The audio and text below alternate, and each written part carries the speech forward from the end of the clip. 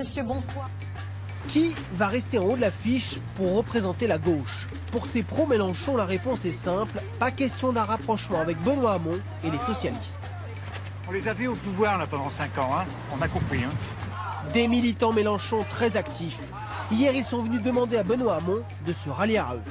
Bon, avec nous. Ça va? Très bien. Bon. Avec C'est nous. quand l'unité? Eh ben, quand vous allez répondre. Vous croyez que j'ai pas répondu? Je sais pas. Oh, peut-être des... Mais alors dites aux Allez. journalistes, quand est-ce que vous avez répondu? Et à votre avis, qu'est-ce que vous avez répondu aujourd'hui dans les sondages, il y a un 17 Hamon, 10 Mélenchon. 17 plus 10, ça fait combien? Non, mais c'est pas 27, ça. 27. Allez. Mais c'est pas ça. Pour l'instant, les deux hommes se tournent le dos.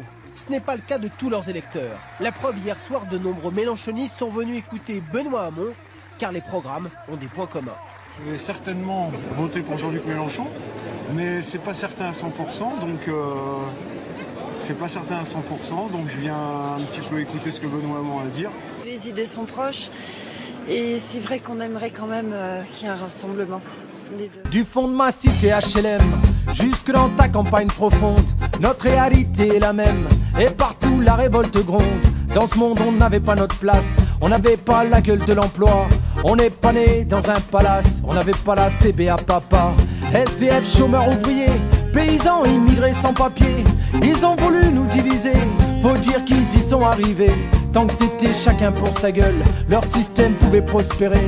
Mais fallait bien qu'un jour on se réveille et que les têtes se remettent à tomber. On lâche rien, on lâche rien, on lâche rien, on lâche rien. Alors je vous l'ai dit, la principale leçon à retenir, c'est le lien qu'il y a entre la politique, la culture, le modèle économique et le monde dans lequel nous vivons. Le seul dans lequel nous pouvons vivre, qui inclut donc toute la biodiversité. Je vais y venir dans un tout petit moment. C'est bien là que Diderot a rencontré Rousseau. Mais oui, mais vous ne le saviez pas.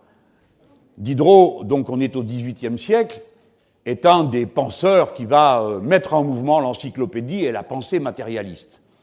Et il est en prison, parce qu'il a sorti, je crois que ça s'appelle les lettres philosophiques ou les écrits philosophiques, je ne me rappelle plus, peu importe, qui est un livre dans lequel il a essayé de faire ça anonymement, mais ça a été complètement raté, il a fini par se faire prendre.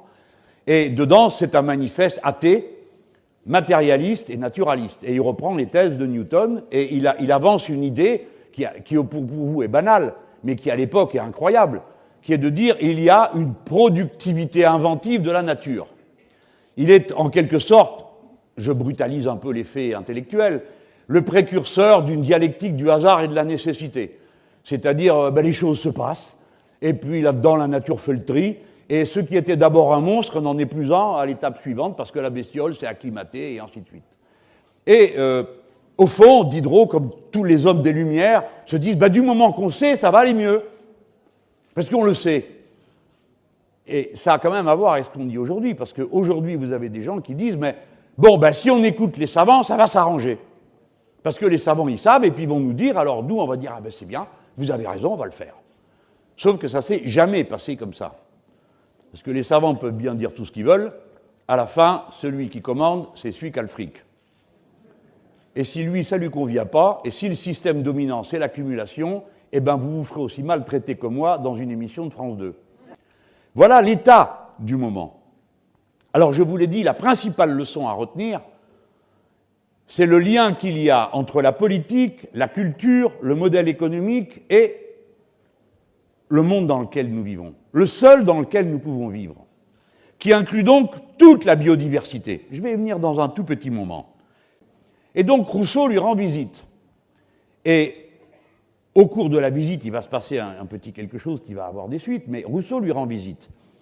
Et la discussion roule sur ça. Est-ce que quand on va savoir, ça va s'arranger? Là-dessus, Diderot lui dit, écoutez, il y a un texte formidable, une question formidable qui est posée par l'Académie de Dijon, vous savez, à l'époque, ça se faisait, et c'était sur les sciences, les arts. Et Rousseau dit, je vais le faire, je vais écrire. Et la thèse de Rousseau dans ce texte, après cette discussion, c'est qu'il ne suffit pas de savoir, quand bien même les Lumières le croyaient à l'époque, que le progrès de la connaissance ne suffirait pas, qu'il y fallait une réforme morale et politique pour accomplir ce fait que ce qui se sait et qui est de l'ordre rationnel et de l'intérêt commun puisse entrer en application. Vous voyez ce cheminement, mes amis? L'un s'est dit, ah bah, si on sait, eh ben, ça va s'arranger parce que les lumières vont se répandre. Et l'autre dit, attention, ça ne suffira pas. Eh bien, moi, je vous dis de même, il ne suffira pas qu'on sache que nous sommes en train de rouler à l'abîme avec ce modèle productif, avec cette agriculture. Il ne suffira pas qu'on répète du matin au soir que jamais jusqu'à présent dans l'histoire de l'humanité, l'atmosphère n'a contenu 400 parties par million de CO2 comme c'est le cas aujourd'hui.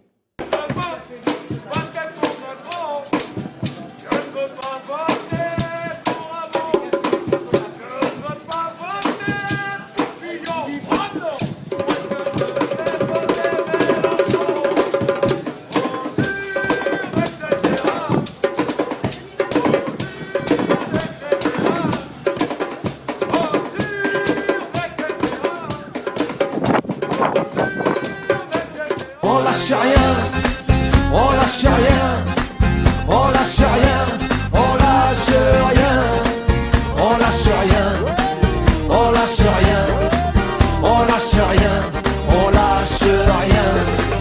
Ils nous parlaient d'égalité, et comme des cons on les a crus. Démocratie, fais-moi marrer, si c'était le cas on l'aurait su. Que pèse notre bulletin de vote face à la loi du marché? C'est con mes chers compatriotes, mais on s'est bien fait baiser. Et que pèsent les droits de l'homme face à la vente d'un Airbus? Au fond y a qu'une seule règle en somme, se vendre plus pour vendre plus.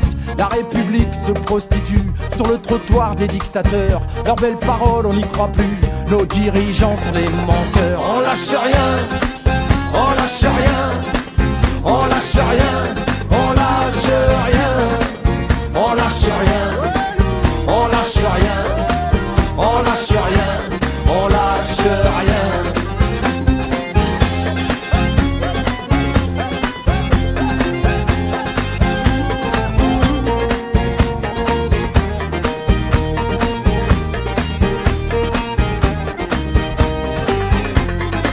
C'est tellement con, tellement banal de parler de paix, de fraternité, quand des SDF crèvent sur la dalle et qu'on mène la chasse aux sans-papiers, qu'on jette des miettes aux prolétaires, juste histoire de les calmer, qui s'en prennent pas aux patrons millionnaires, trop précieux pour notre société.